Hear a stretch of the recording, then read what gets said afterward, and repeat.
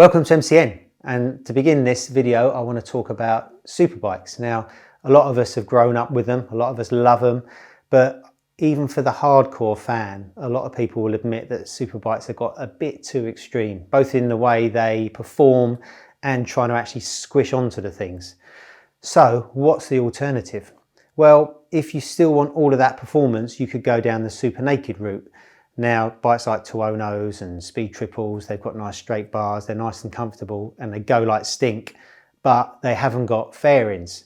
So you could go down the new middleweight sports bike route. Bikes like the R7, the Aprilia RS660, the Ducati Supersport 950, the Honda CBR 650R.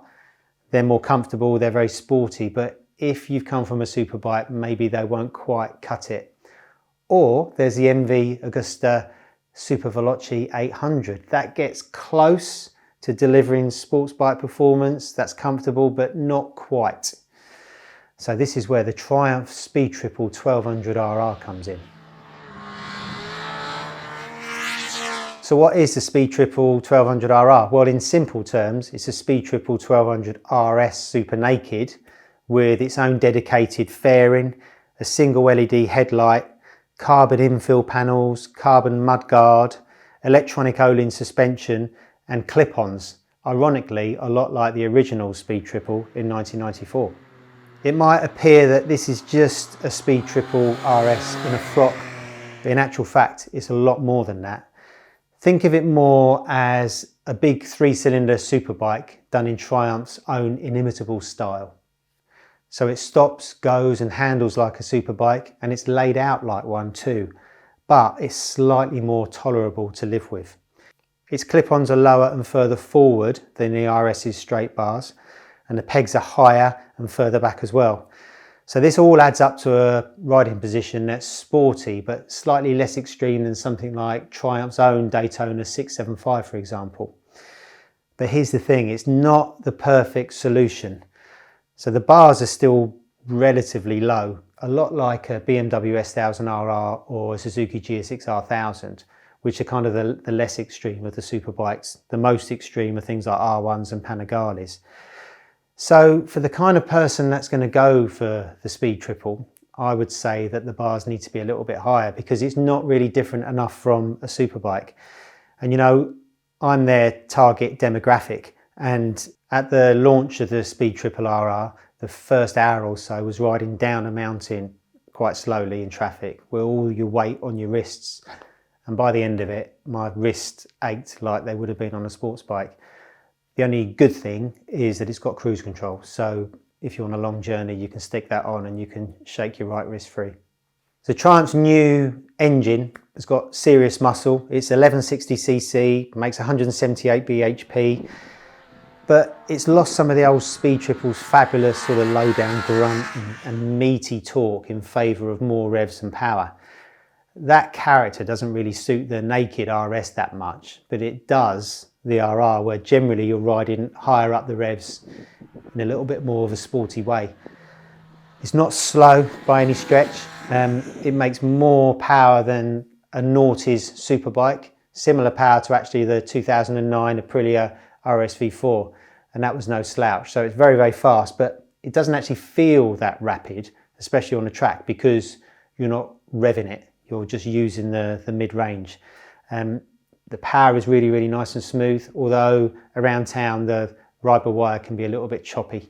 It also gets to its top speed faster than the Speed Triple RS, simply because it's got a fairing, so it cuts through the wind better.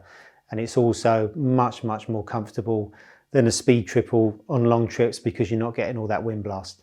Having said that, it would be nice if the screen was a bit taller. It's a little bit low, so I'm 6 foot and I could have done with a bit of a taller screen.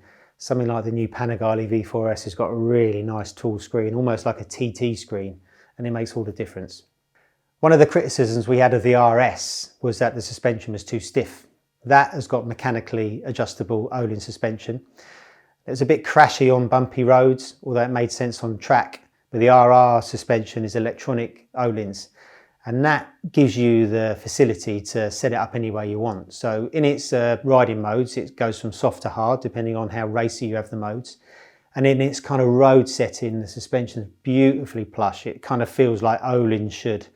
And then when you up the pace, then the suspension supports itself under hard braking and acceleration. So that's a really big step forward. Kind of wish the RS had it, but obviously it's a cost thing. The steering isn't quite as razor sharp as a superbike's, but that's a good thing because this bike isn't supposed to be a superbike. So it's a little bit more gentle going into corners. And it comes on Pirelli Diablo Rosso Supercorsa SP tyres.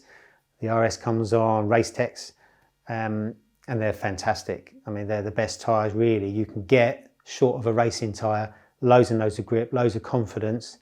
Anything I would say is during the launch, the temperatures barely got up to 5 degrees on the road. And those tyres only really like temperatures nudging towards 10. So less sporty tyres might be better if you're going to ride this bike in the cold, which you're probably not. So as well as those bars being a slight disappointment, the brakes are too. Now it's got Brembo stylomers on, which all the top superbikes have got. And you can't really complain about the stopping power, but the feel through the lever is really dead. And that's really a product of its ABS. It's not really the brakes' fault. And we've said it many times before, Triumph isn't the only person that struggles with this. Yamaha R1s, ZX10s have probably got the worst brake feel. But it can be done because, again, talking about the Panigale V4S, that's got amazing brakes through its ABS. So the brakes are a little bit of a disappointment and would kind of take some of the enjoyment away from riding it on a track day for me. It isn't cheap. £18,000 is a lot of money, but it is really well made, beautifully detailed, and you get a lot of toys for your money. So as well as your fancy brakes and suspension and racy tyres and stonking engine and chassis, you've got lean sensitive traction control and ABS, an up and down quick shifter, a colour TFT dash, which is actually quite tricky to navigate while you're riding, LEDs, carbon panels, a lithium battery, keyless ignition, backlit switches and cruise control. There are no garish race rep colours here either. So, you know, if you're in your 50s like me, you don't want to be walking around like a refugee from a MotoGP race. So the Triumph comes in really, really subtle colours. You've either got red and black or white and black. So to sum up, I was really excited about riding the Speed Triple RR. For me, it was a bike that would replace a superbike in my affections. You've got all that power, all the handling, but a more comfortable riding position and something that's a little bit kind of more stylish and a little bit more modern, even though it's kind of a retro looking bike. And it is all those things, but I really think they've missed a trick by not making it more comfortable. So I can just imagine that when I do my little summer road trips and I ride across Europe, I've done it so many times on superbikes, and I get to the Channel Tunnel in Calais and I do that first tank full of fuel, which takes like an hour and a half down the motorway. And by the end of that, my wrists are aching already. And then the next tank of fuel, they get worse and worse and worse and worse.